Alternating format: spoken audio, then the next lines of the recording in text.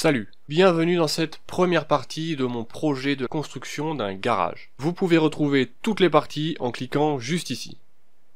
Dans cette première vidéo, vous allez voir tout le processus de fabrication de la dalle en béton. Alors attention, c'est la toute première fois qu'on faisait ça, on n'a jamais fait de dalle avant, donc forcément c'est pas parfait.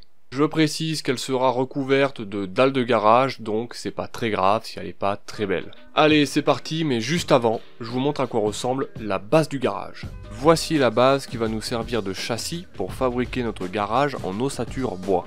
L'ancien propriétaire a fabriqué une espèce d'appentis qui est plutôt mal fait, désolé mais faut le dire, et en plus d'être construit à l'arrache, quand il pleut, le toit fuit et le sol devient une boue innommable, donc il était temps de s'en occuper. L'objectif de cette vidéo est d'avoir une dalle en béton qui arrive à la hauteur de 7 marches, et l'objectif final est d'avoir un garage propre, sec, isolé et lumineux.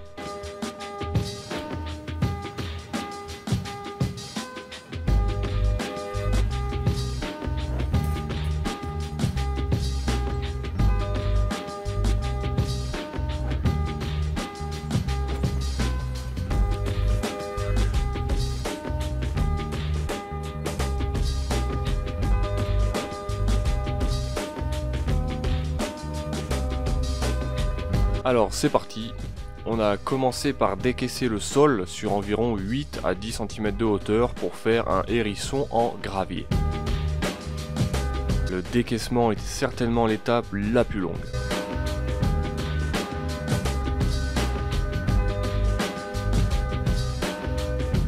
Alors le problème c'est que l'ancien proprio a déjà fixé les bastings dans du béton qu'on peut voir ici. Mais on voulait éviter d'avoir à tout casser, donc j'ai recoupé un peu ce qui dépassait pour que tout soit à la hauteur finale de la dalle.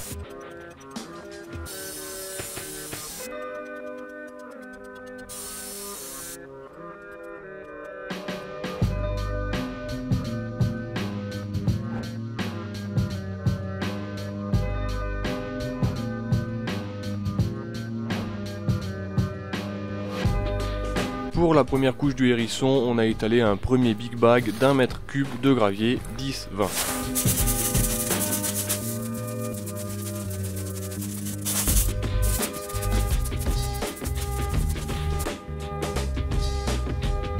Deuxième big bag, même gravier.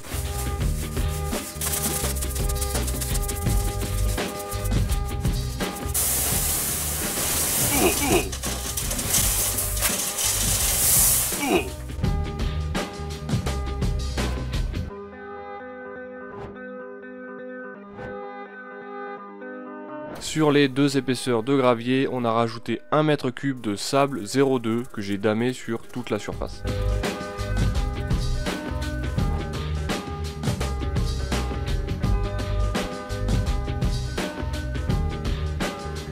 J'ai ensuite tendu des fils pour réaliser le coffrage en planche de 27 par 200 au niveau.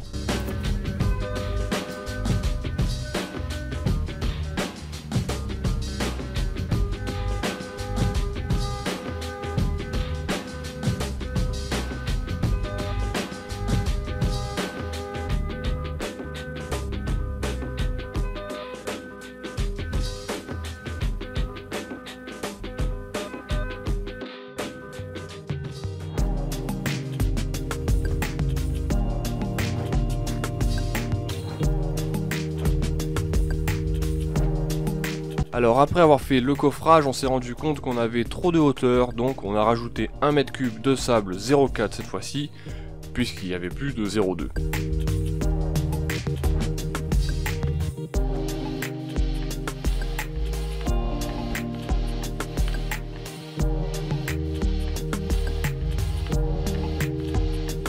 J'ai damé plusieurs fois entre chaque couche, et je peux vous dire que ça fait les muscles. On passe à la pose du film qui va empêcher les remontées d'humidité et qui va permettre au béton de mieux glisser.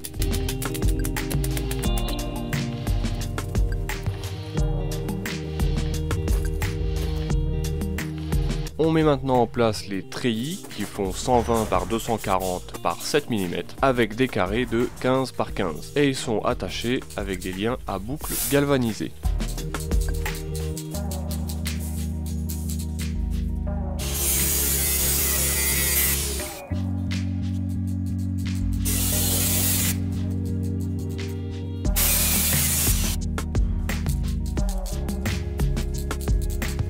Et voilà, c'est prêt à recevoir le béton. Alors oui, je sais qu'il manque du treillis sur la partie gauche, ne vous inquiétez pas, on en a rajouté hors caméra.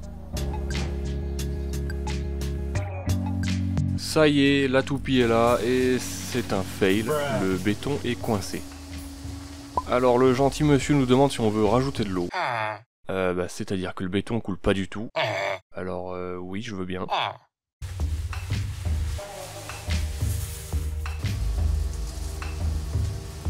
Et c'est parti pour épandre le béton, et franchement ça, c'était dur.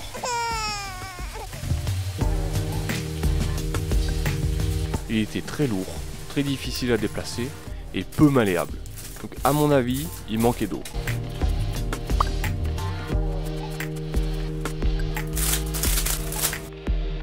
Et du coup, on a décidé de rajouter de l'eau.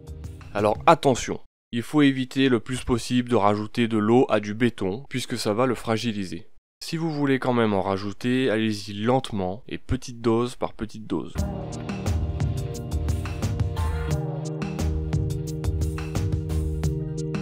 Et là, on est un peu parti dans l'excès, et on peut voir qu'il y a clairement trop d'eau. Mais alors oui, ça a facilité la tâche un peu, mais après séchage, vous allez voir que le béton s'est micro-fissuré en surface un peu partout, et ça c'est pas très cool, même si c'est pas très grave. Et quelques jours plus tard, on peut enfin passer au décoffrage.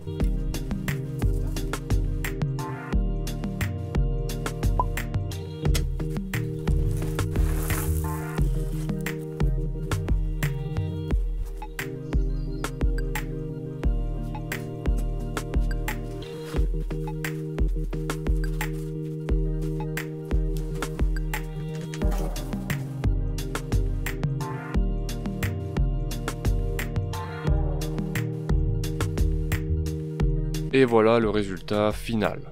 Bon, pour voir que c'était la toute première fois, je pense que c'est plutôt satisfaisant, puisqu'en plus elle sera recouverte de dalles de garage.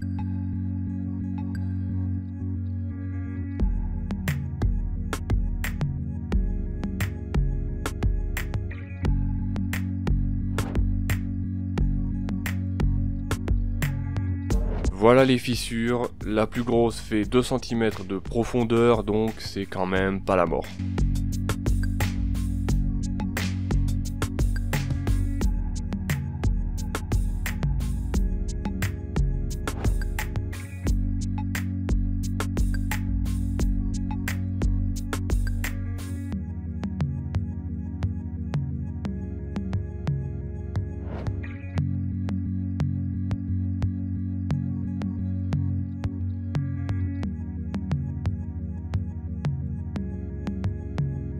Et voilà, c'est la fin de la vidéo. Si elle t'a plu, tu peux laisser un pouce. Tu peux aussi t'abonner, pourquoi pas. Merci d'avoir regardé Le Garage Noir, et à plus.